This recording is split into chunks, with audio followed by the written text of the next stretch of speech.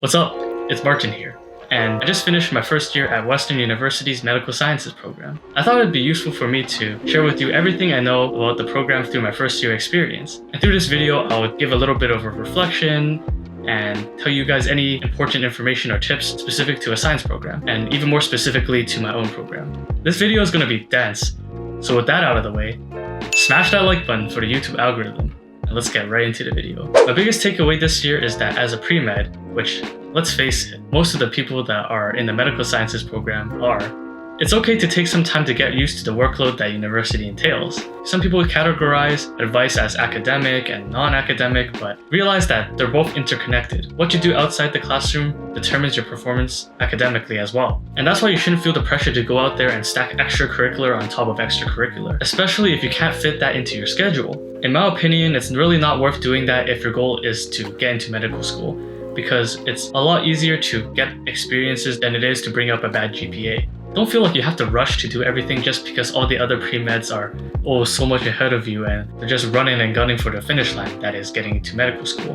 Because in the grand scheme of things, it's really not a race to the finish line. I'd rather you give yourself more time and getting things right the first time. If 4 years is too little for you to put together a competitive application, then that's okay. You can take a gap here to strengthen that. Because if you widen your time frame just a little, it'll give you so much more flexibility to feel a little less pressure to do things so quickly and burn out quickly.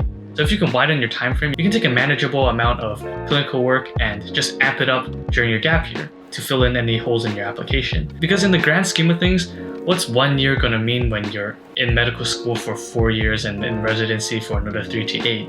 It's really not that big of a deal. I don't know why people are trying to be like, oh, I'm gonna be a doctor when I'm 30. I'm just gonna go as fast as I can. And sometimes that doesn't work for everyone, because if you don't put together a strong enough application, you're gonna feel crushed when you get rejected, and that's just the sad truth. I've always hated this cliche, but the journey is more of a marathon, not a sprint. And I find that as I get older, I somehow appreciate these cliches more, which is kind of weird. But that's just a little bit of advice for the pre-meds that watch my videos, which I know there are some of you. So now let's just move on and talk about grades. And with that, we'll start with the mandatory courses that we have to take in first year medical sciences. Chemistry, biology, physics, 1 semester of calc at least. In the second semester, you have a choice of either calc or applied math, which I took applied math, and 1 elective. So not really much flexibility in your schedule. And for most pre-meds, they really just go with psychology because they feel like they want to prep for the MCAT because that's one of the 4 sections in that exam. Honestly, I don't think it's that important to take psychology, and you can really just take whatever you want. But if you feel like psychology is interesting, then by all means, go for it. It's just that by default, most of the medical science class takes psychology. And we're going to discuss about the courses individually right after we talk about the grading scale. And that is that Western University uses a 4.0 scale when assessing its students. And I'll throw that up on the screen somewhere. And one more thing about grades. I'm not going to do a reaction video on my grades, but I'm going to include my grades in this video. But just as a little disclaimer, I'm not sharing my grades to show off or anything, but it's just to give you a little bit of context to how I'm doing in school on my pre-med journey, because, that's what you're following here. Hope. So I'll try to be as transparent as I can with what I'm going through in school in terms of my academics and extracurriculars. Hopefully that'll give you a glimpse or idea of how other pre-meds like myself are doing in their pre-med journey. And hopefully that can serve as a source of inspiration to you and not as a point of contention or comparison. This field already has so much competition and a little bit of hostility. I want to create a little bit more of an inspirational environment in which we can lift each other up in our experiences. So if I'm getting a bad mark, I won't hide that and I'll just show it, the good and the bad. It's just that I haven't fallen that hard yet. So let's go on to talk about each individual course. Starting with biology. In the first term, we mostly learn about evolution and stuff like selection, micro and macro evolution, homologous traits and stuff like that. And a little bit of genetics thrown in there as well. And the second term, we learn about respiration, photosynthesis, glycolysis, some stuff that we've seen in high school, and also more genetics. Nothing too out of the ordinary about biology. All the midterms are multiple choice and the exam has a multiple choice and a small short answer portion.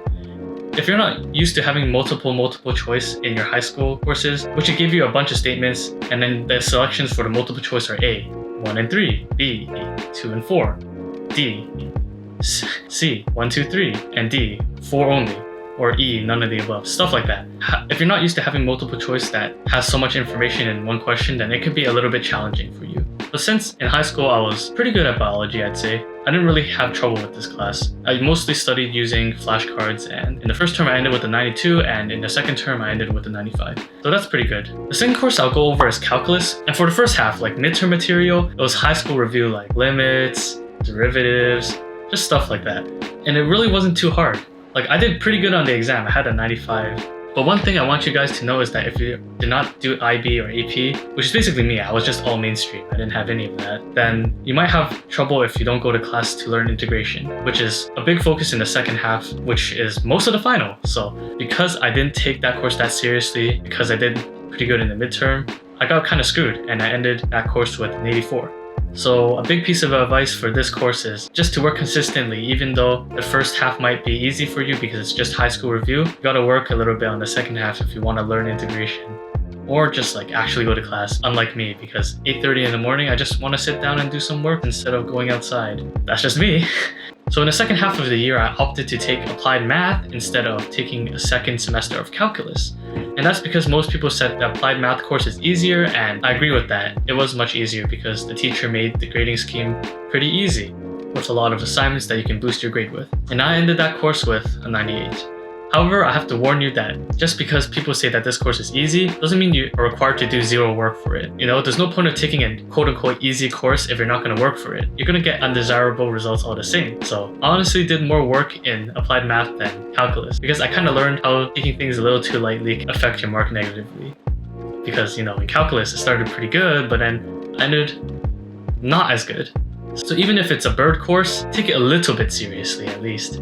So now let's talk about chemistry. And in the first term, we did a lot more qualitative work like the structures and properties of matter. And then in the second term, it was a lot more quantitative like equilibrium, the ideal gas law, and analyzing gases, acid-base titrations, stuff like that. Overall, the teaching for chemistry was quite intuitive because they completely follow the workbook page to page, front to back, and it's relatively easy to follow if you complete the practice problems, and they even give you practice tests or exams from previous years that are in the lab manuals that you buy in the beginning of the year.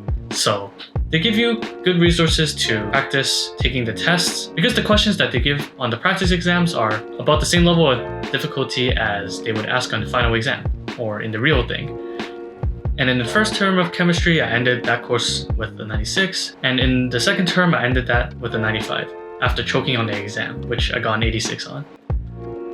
And just for context, I did better in biology than chemistry in high school, but in university, it's about the other way around. So the main thing about chemistry is don't fall behind, and whenever you have a little bit of confusion, use your resources. Ask TAs, go to office hours, ask questions. If you're having trouble, please ask others if you need help, because nobody's ever gonna come asking you if you need help or not. Anyway, let's move on to physics. Amazing. So I took physics for the biological sciences, so it's 1028 and 1029. And because I didn't really study for this course much, and let me tell you a funny story.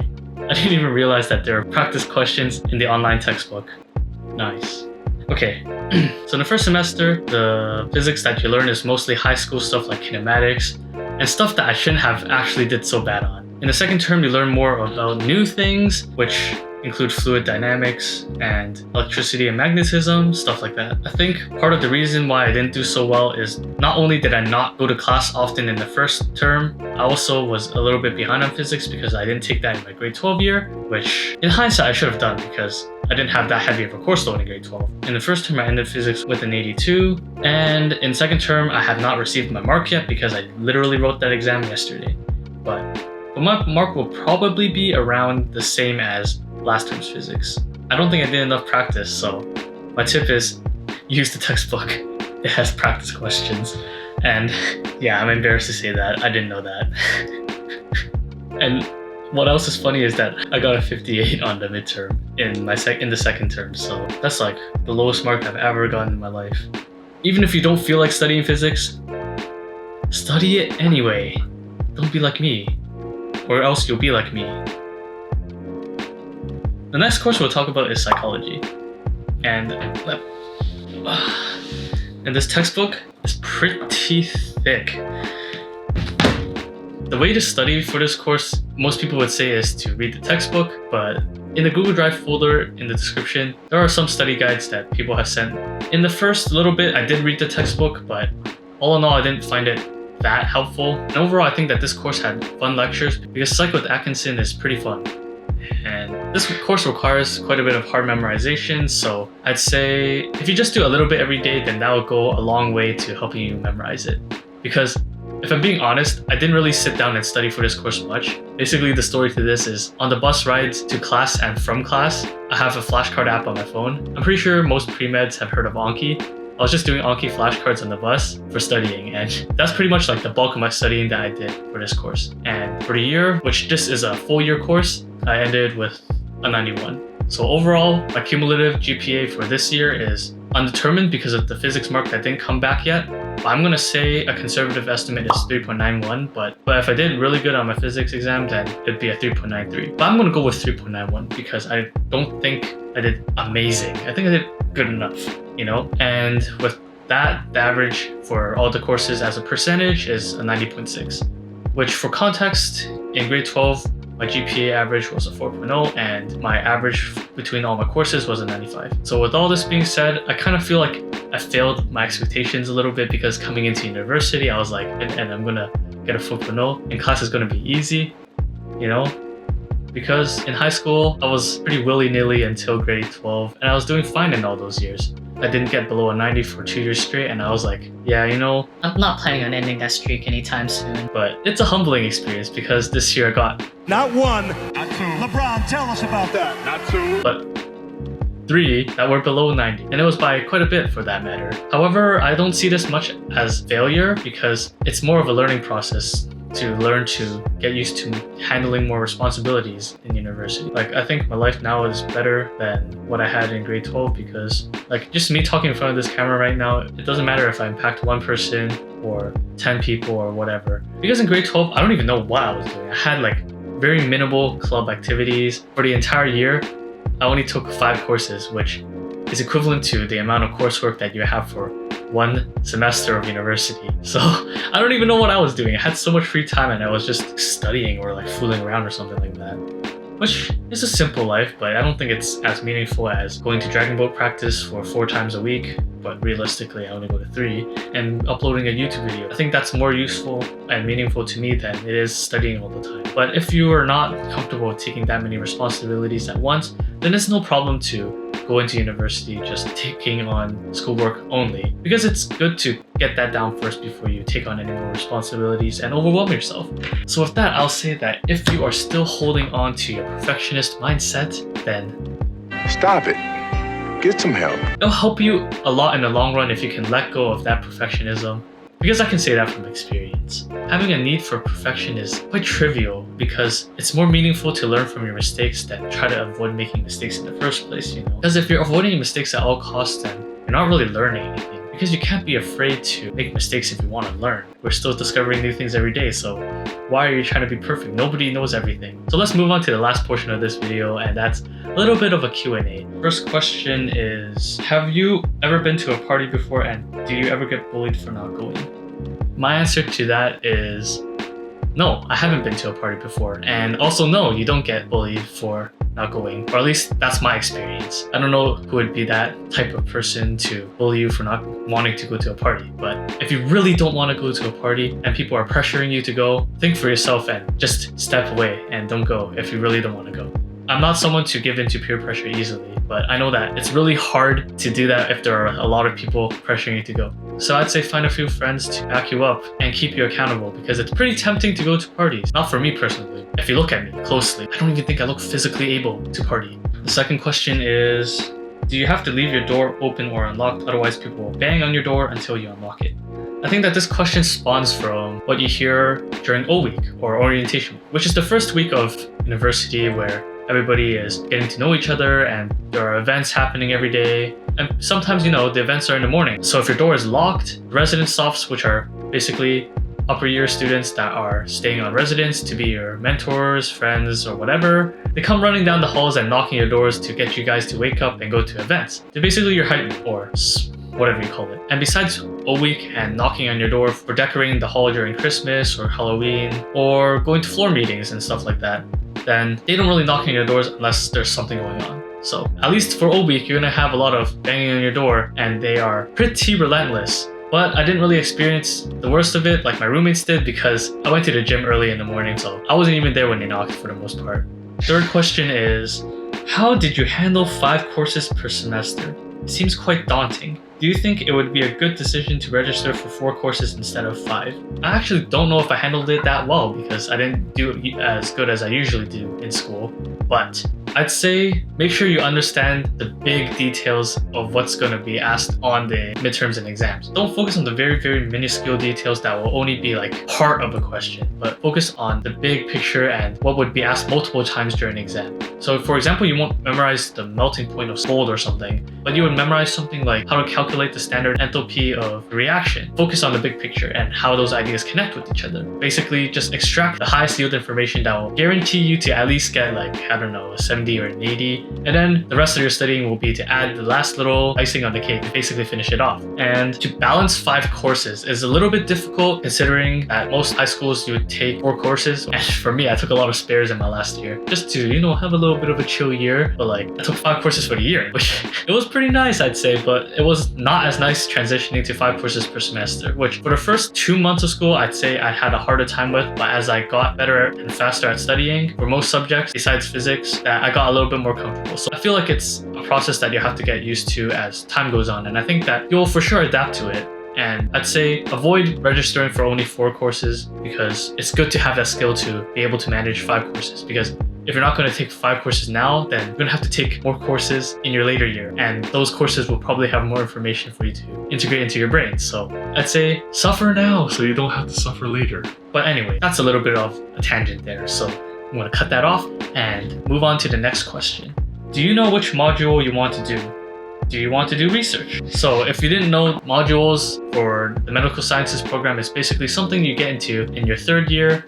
Depending on the module, it can be pretty competitive, I think. I don't know for sure because I'm not there yet. As for which module I want to do, I am interested in an honors specialization in physiology and pharmacology. Do you want to do research? I'd say, I don't know. I'm more interested in the patient side of medicine instead of the research side of things. I'd say I would keep my options open. Even though I don't seem to be that interested in research, I'll let my experiences shape who I am. And with that, I can't really say I know exactly which module I want or if I want to do research. Maybe that will change. Maybe my module choice will change as I take different courses and experience more. If I get a little bit of exposure to research, maybe I'll fall in love with it or something. A little bit more advice is letting your experiences change your viewpoint on things. So if you were dead set on a certain career path, maybe something changes and you just have to let your experiences mold who you are. And it's okay to change what your future career path looks like because nobody gets it right exactly on the first try. Maybe right now I want to go into physical medicine and rehabilitation as a doctor, but maybe in the future I'll be like, I don't know, a dermatologist or something. And being okay with the unknown and letting the future dictate itself takes a lot of stress off of your shoulders. So